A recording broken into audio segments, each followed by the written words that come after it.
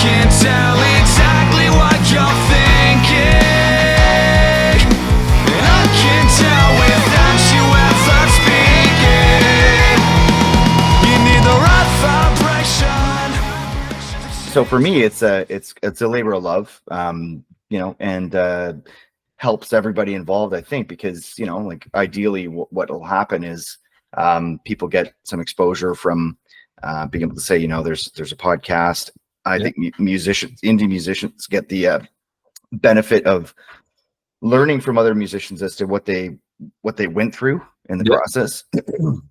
And we all kind of can help each other with that knowledge, right? So that's kind of the idea. But so officially, really nice to see you and to actually like talk, because I think we the first and second year even of Gus, we didn't get a chance to meet face to face because we were sort of like passing ships in the night. Did we meet Friday night and then the Saturday? Maybe we met in passing, but I don't think we have ever actually formally met. So it's nice to meet you as well, man. Likewise. So so I wanted to talk to you about there's a new release. Obviously, you have which you've worked on steadfastly. Basically, I just wanted to kind of dig into that a little bit and find out what is the era that ended as a result of what's the meaning behind kind of the title and sort of the philosophy of how you approach the new release. Our new release is amply named Era End, and it's like just the last 2 songs and a collection of like 5 that we've been kind of working on for the last couple of years. We call it Era End because our longtime guitar player, one of the founding members of the Human Drive, Adam Feeney, chose to depart from the band a couple months ago. So we were like, it was a mutual thing. He's a great guy and one of our best friends, and we built this band together with him. However, we were kind of the 3 of us, meaning me, John, and Nick, kind of always had like a little bit more of like a modern rock, more progressive kind of background. So we were kind of leaning towards moving the band in that direction. And Adam's a more classic rock and roll guy, which we all love that too. But that's kind of like where the name came from. It's just the end of an era because Adam in many ways was such an integral part of our sound, but as we have kind of, come to terms with him moving on to another project or whatever he's doing, it's, a bittersweet thing to have these songs out because both songs, Break the Cycle and Mind and Body, are kind of like live staples for us that we've, over the years, fans and family alike, really gravitated towards those songs. So to finally have them out, and it was a long time coming, because I'm sure you can relate with trying to get songs out. It takes longer than most people realize. Release something, and hey, but according to Daniel Ek, though, at least it costs nothing, right? Oh my God, that's Spotify guy, is it? yeah. So obviously on the back end of things, it takes a lot to release a song and finally get it to that point where you're happy to share it and you're not completely sick of it from beating the thing to death. But we actually hooked up with a new producer. His name's Luke Luke the producer on Instagram.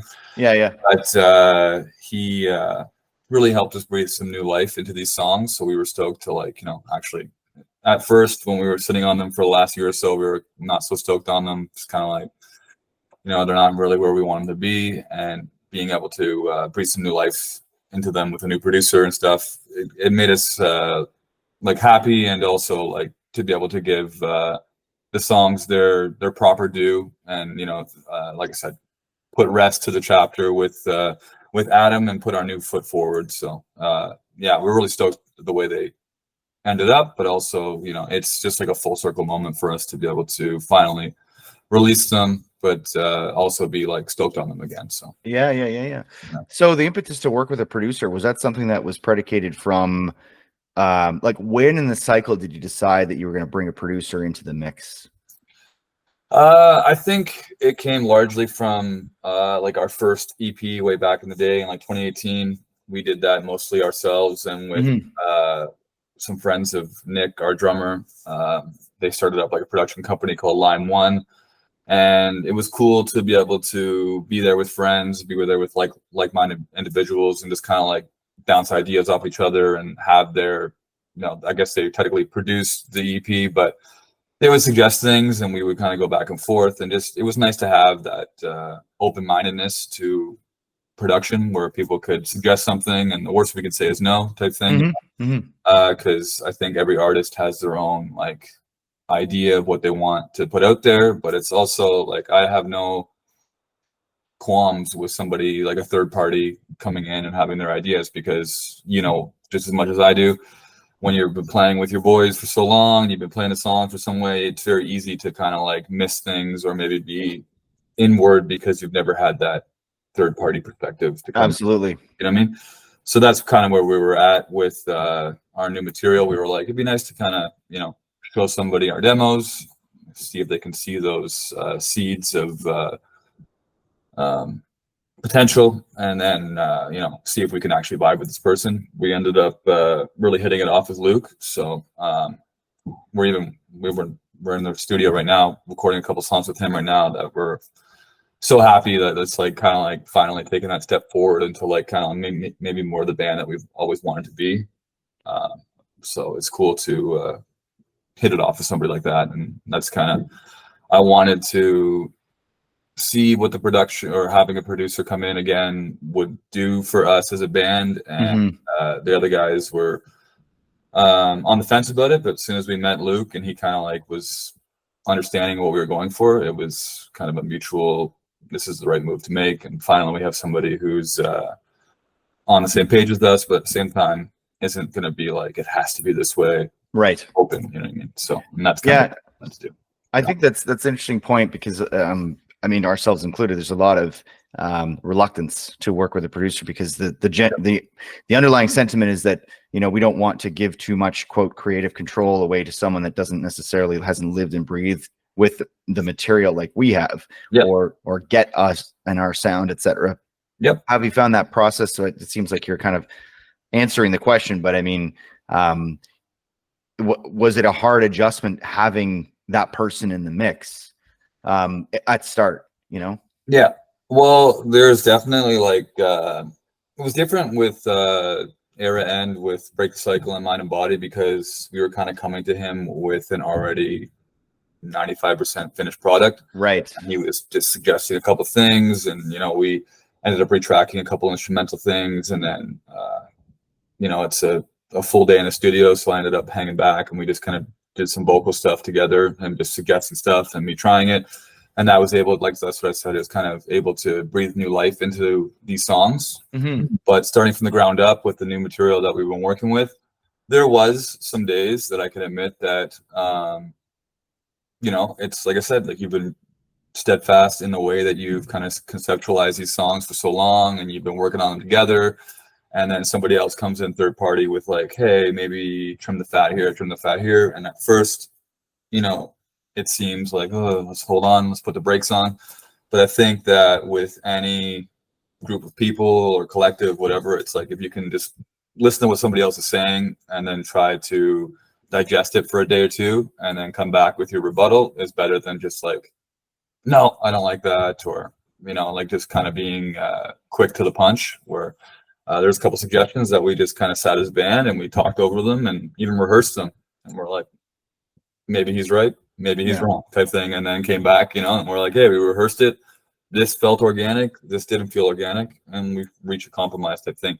At the end of the day, we are working with him and he's working with us. And I get what you're saying, where it's like, you don't want to give up any creative control, and I don't think that's exactly what we were looking for either. It's just like somebody who can hear what we're going for, suggest something, and then at the end of the day, like, we're all want the same thing. We want to release cool music.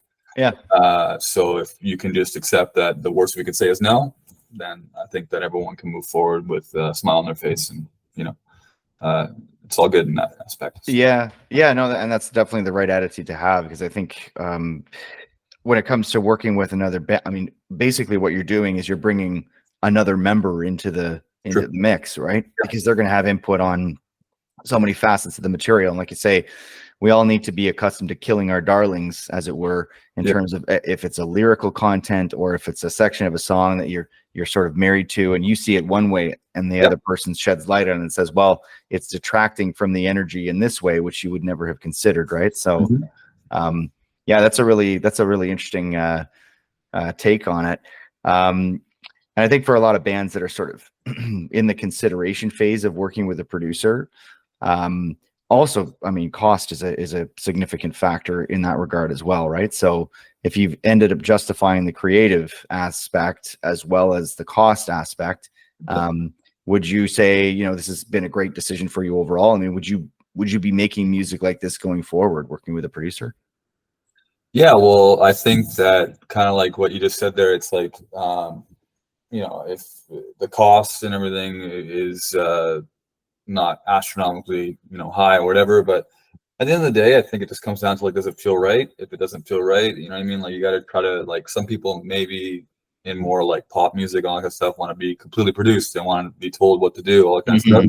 I don't think that's exactly by any means like what me or many of my, you know, people in like minds would like to do. But at the same time, I can admit as a musician that, like, you know, over the years, like, you get so stuck in like your own head where it's like, it's good sometimes to just have like a, not even like your friend, just somebody who is an acquaintance that can hear what you're going for and be like, hey, this is kind of good, this is kind of bad, and not kind of bad, but you know what I mean? Like, just have that push and pull where you can, as long as you can kind of get over your own shit, and we all do it, I'm sure, you know, being like, definitely, no, I know this is the way it should be. But there were even a couple times with some of our newer songs we're recording with Luke where he said something at first and we were like, oh, I don't know, like, we've been kind of playing it this way, and then like you kind of, that's what I at first I would, you know, some ideas you needed a little bit of time to digest, but then you get into the room with your boys, the guys that you made all this music with, and you try those ideas out organically. And if it works, it works. If it doesn't, if it feels off, you're like, well, maybe we should just go with what I got with this one, and you know, like a push and pull type of thing. So yeah. So you mentioned that you're kind of going into, you said the word progressive, and of course piqued my interest because we're kind of in a similar vein. Yeah. So when you're in studio again and working things out, how is the process from a technical kind of perspective different than kind of your earlier releases like Soul or Think for Yourself? I mean, like, is it now kind of set the producer aside for a second, Luke aside, and say, how have things changed or evolved in terms of your writing process for studio work with this new set? Yeah, I think like I mentioned earlier, is like we're just kind of trying to lean more into our influences and like kind of like who we've always wanted to be. At the end of the day, like, it's easy to maybe write music for like, not the wrong reasons, but like sometimes you're like, hey, I want to appeal to a larger crowd type thing, where I think we've kind of come full circle in the world with that, where it's like, you know, some people write to be on the radio and some people write to just kind of like do what they want to do. And I think that as the internet is expanding and there's just so many different niches of music, where I think you need to be less afraid about like appealing to a larger audience. And it's just like, if you can do something well, people will come type thing. And I've really been a believer of that, where it's like, you know, why your band hasn't blown up versus other people's bands blown up. It's just like, you know, you have to kind of like give a product that is subjectively good. Might not be good to some other person, but like, if it's in that niche, it's like, you know, people are understanding where you're going for, and you're building upon this, and you know, you keep going and going. When we first started out, I remember like I submitted some songs to the drummer of Finger 11, Steve Nutt. Who's a very respected producer, and you know, he's very he knows what he's doing. And you know, he went over our songs and said like, you know, there's some good stuff here, but like, all I can suggest to you as like a veteran of the music industry is like, don't get too married to songs. Just kind of like, you know, the more songs the better. And that's where you'll know, you'll have that gut feeling when you've kind of hit gold, or you've, you know, got that moment. And I've really taken that to heart moving forward with my music. It's like, I'm obviously proud of what we've come out with, and I'm proud of like the other bands even in the scene that I've come up with their stuff, but it's like you always like have that feeling when like a band or an artist has like leveled up and like found like that lane where you're like, damn, like this is some good shit. You know what I mean? Word. It doesn't even have to be music. It can be like a visual artist or whatever. Like you always know when somebody puts that work in and kind of reaches that next level. And that's kind of like always what I'm trying to do with my own self and with my band. Is just like try to consistently put that work in, because we all know like life gets in the way and it's hard to make time for it. But it's like if you just keep chipping away, I feel like eventually one day you'll get to that part where you want to be at. But yeah, no, that's definitely a good point. And there's a lot of push and pull as musicians that have the necessity of having to hold things down with a day gig, just to put food on the table. And I think there's another thing that you touched on there as far as finding your people. And really, there's this stigma attached to associating the music with the wider audience, or quote, making it or being successful or perceived as successful. But I agree with you that there are pockets of people that will admire and appreciate your sound. And it's like sort of in a microcosm of that, it's finding that person in the audience that's really engaged, that's actually like watching you and not like chatting with someone else or whatever when you're performing, and focusing on their energy as opposed to diluting it by trying to be something to a wider group of people. I think if we sort of harness that methodology when we're creating the songs, coupled with that sort of what you said is striking gold and saying, this is something that resonates with me as an artist, and I know it feels right. And then focusing that acutely on that the set of people that are going to support it. And that's really where the magic can happen. For sure. I was curious about Pyra Records. That's something I saw that come up on the sort of subhead of a couple of the releases. Is that your label? I was like, we go through DistroKid, so I'm okay, familiar. Yeah, and they just said like, if you don't have a record label, just make one up on the spot. Pyra is just like almost like a solo persona that I've messed with before type thing. Maybe solo work. I didn't know that you would pick up on that, but yeah. I mean, it's just one of those things where you're seeing, like, I look at obviously the liner just because I'm interested in that type of stuff, and I hadn't run into that before. And it's actually might be useful for other indie musicians, because a lot of people use distribution companies like DistroKid. So in that case, did you have to get like an additional tier system with them? Because we just have an assigned number as our distribution through DistroKid. Is that something additional that you can do, or you just typed it in and then there you go? Not that I know of. It just was like, I was signing the EP up like to release, and it said like record label, and I said if you don't have one, just make one up, and it's literally like an option in the box on DistroKid's website still. Oh, that's too cool. I don't know if it's like older or newer type thing, but that's all it really was. I'm glad that you mentioned that, because I think that's probably going to be helpful to a lot of indie folks out there, because I see still the two you see the DK and then a number, and then and yours was something specific, so I think that it may be something new. I'd have to check that out, but I just wanted to ask about that.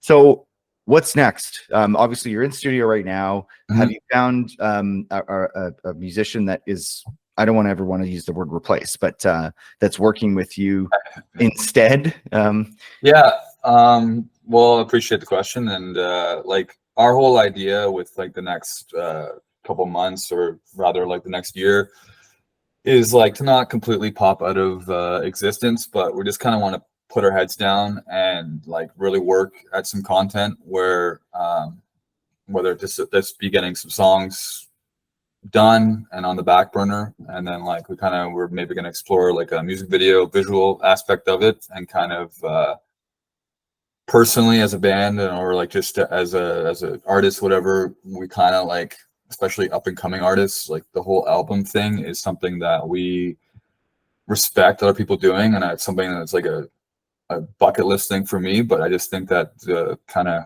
goldfish era we live in, where it's just like you almost want to just release singles and try to spark interest that way, rather than put a whole bunch of effort into a whole album and then have, you know, people check out 1 or 2 songs and then be like, okay, skip type thing.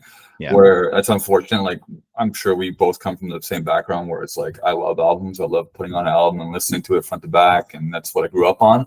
But unfortunately, it's just like not what people are like today. So we're kind of thinking that way, is to kind of work on this new material, work on some visual aspects of it, and just kind of like, you know, think of it as a whole package type thing where it's, you know, there's guys in t-shirts playing good rock music all over North America. You know, there's just so many acts you can point to, but it's just creating more of like, you know, a brand, or I hate using those words because it just sounds so like, no, but that's what it is. Whatever. But yeah, you know what I mean? It's some type of like, you know, music plus visual that like kind of coincides with each other. And that's kind of what we're going for next, is to have like a trifecta of just like, you know, new visuals, new music. That's, when I say like a new era of our band too, it's just basically leaning into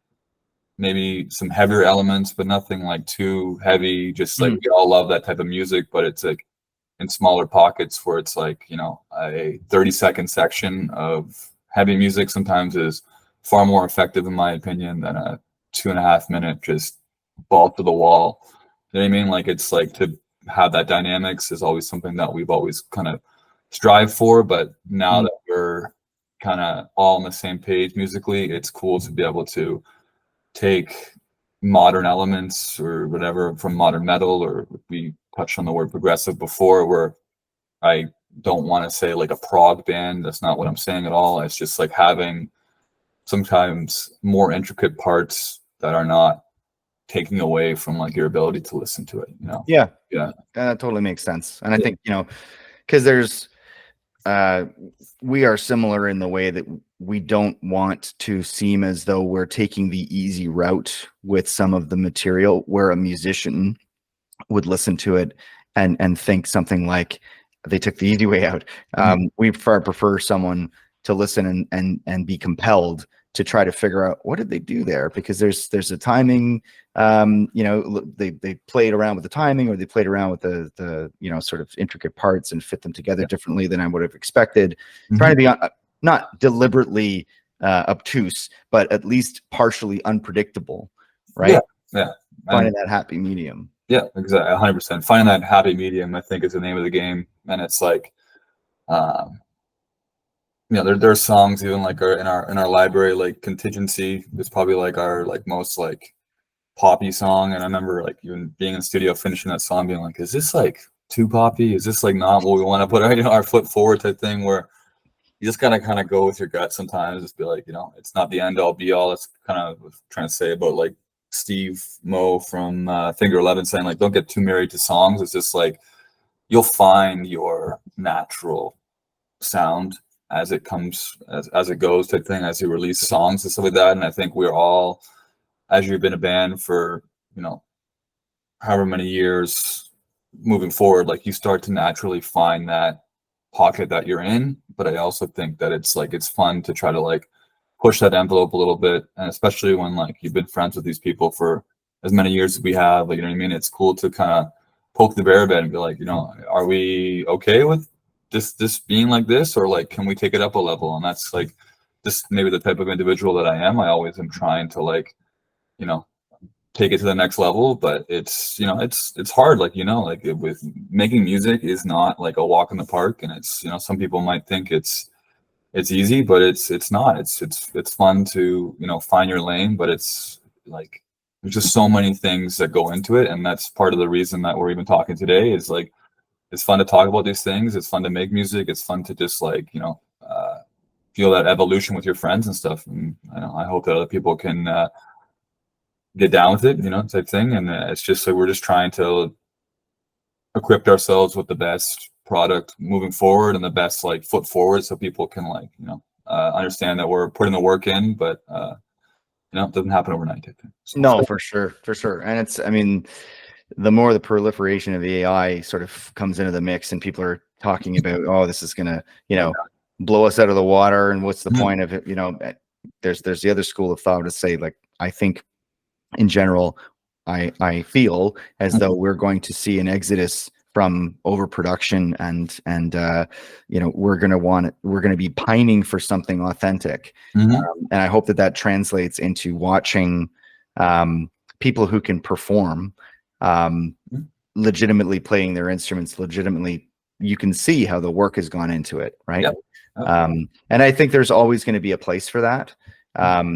Definitely. If not more so now that you can prompt a song into existence, and that will have its place, fine. There's going to be a pocket of the world that relies on that, but I think ultimately, if we're talking about honing our craft, there's also going to be a place for people that appreciate that and want to support that. So 100%. But it's interesting times to live in for sure, because the human element of like music is always going to be something, like you said, that people are going to like pine for and yearn for. But like, interesting. I love the topic of the AI thing, because I think it's it's one of those things that's like, even like when like Napster came out or something, people were like, you can't do this, you got to buy it, you know what I mean? And it's just like, once the ball rolls down the hill to a certain point, you're never going to be able to like rein that back. People like us, even of our generation, whatever, like know what it's like to not even have YouTube to a certain extent. When you knew a song and you're like, oh fuck, I really want to know that riff. I want to, you have to listen to the CD and like go through it that way. And nowadays, kids can look on YouTube and find like the guy's exact hand position. Oh, he's up here. Okay, that's like half the battle, right? Where I think that we'll always be those type of people, even when it comes to like the younger generation and video games and stuff. Like, you and I know what it's like to go outside and play on our bikes and build forts and shit. So like, we have that like memory, but like the younger generation doesn't have that. So like, they don't see it the same way when it comes to music and stuff too. I think there'll always be like their organic element of like, people, oh my God, they're actually playing this. Like, this is crazy. Like, they're talented. But as the generation goes on, like, there's going to be like humans making music with this AI, where it will be like, like, we might be like, oh yeah, but the AI is playing the riff. But like, if the singer's good enough, singer, and they can like, like, what is to take away from their art than our art type thing? It's like, it's a slippery slope, but I think it will be an interesting time for sure. I mean, so there's so many aspects to that. I mean, I look at it as a layered system where, I do have kids and they do play outside, but they bring their tablets. And I'm thinking that in context to like, me at that age brought the radio outside to listen to tunes. So, and maybe, prior generations were looking at that and saying, look how convenient it is for them to, we used to have to like, we'd have a record player, or before record players even existed, it's like, we didn't have music outside. So look at how great you've got it, like tools of the time. And I think that, that's layered on top of what should, and I hope will always exist, is the human condition of, there's a creative element that we bring with us all the time. And we can't lose that. So it's up to us really to just keep reiterating that in our craft and in the way that we exchange with one another, and just supporting kind of the initiative. And interesting that there's a lot of seminars that are being held at the Gusapalooza conference this in September that kind of touch on, where is AI headed? How does it work into the creative process? How can we be exchanging ideas about, navigating these choppy waters? So it's going to be a really interesting discussion there at that. I don't know if you're headed there this year, or if. Yeah, I think at least me and I think Nick will for sure be showing face on one of the nights there. We were talking to Val, and after a release of Era End, and she had some nice things to say and everything. And I'm sure you're in the same boat, where it's like, as much as it would have been nice to perform this year, like, I totally understand. I need some new blood in there, and keep it going. And at the end of the day, I'm sure there'll always be a space for us there in the future. But like, I mean, the core aspect of that festival, which is just fabulous. I can't say enough good things about Russ and Val and the whole initiative, is to give the opportunities that we were shown through that mechanism. But on the other hand, it's still a fantastic opportunity for indie musicians to go and network and meet up. It's like old homecoming week, right? Exactly. Yeah. So that's great. So we'll definitely see you in person there. We're going to be there for probably the whole or the hall, other than a show that we're playing on the You guys Sunday. camping out? We might, yeah. Yeah. They did last year. I ferried back and forth, but yeah. So, but either way, it's going to be a great time. So, 100%. looking forward to it. Any gigs coming up, or is it mainly you're focused on the material and? Yeah, mainly focus on the material. We're not in any rush to kind of like, we're obviously I think you mentioned it before. You're like, not saying replacing somebody or whatever, but with Adam leaving the band, we kind of wanted to integrate a little bit more like technology into our live show and rehearsals. So we started doing like backing tracks on a laptop at rehearsal and stuff like that, which at first was a little weird, but now that we got the kinks run out, it's one of those things that we're like, we kind of wish we did it like 5 years ago or something like that, because it's a little different. There's a little bit of a learning curve with it, but most bands that you go to, even probably like Guns N' Roses or something like that, like have some type of front of house, just something like that going. So to keep the line between organic and also like not like robot type, but like it's a cool element, because we're able to add like synths and stuff like that we were never able to do before, where it kind of opened our minds to like I truly believe an actual human being will always be better than a computer type thing. But even having like the backing track set up where we're like, okay, now we have a rhythm guitar part that maybe Adam played before, we can play that through the PA type thing, and it's been working out.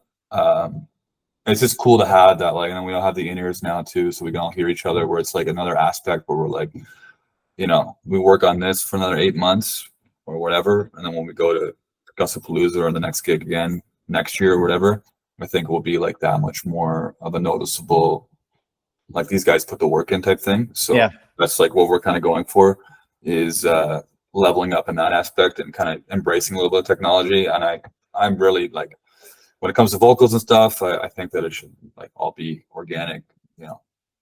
You're hearing what the singer is doing. I'm not so into like crazy backing tracks when you can clearly hear it live, that it's like not so real. But in terms of synths and other stuff, where like you're trying to get that extra oomph, extra atmosphere, it's like, I'll say, that kind of opened my eyes, where I was like, oh man, I think this is actually kind of the way to go. This is kind of a cool addition.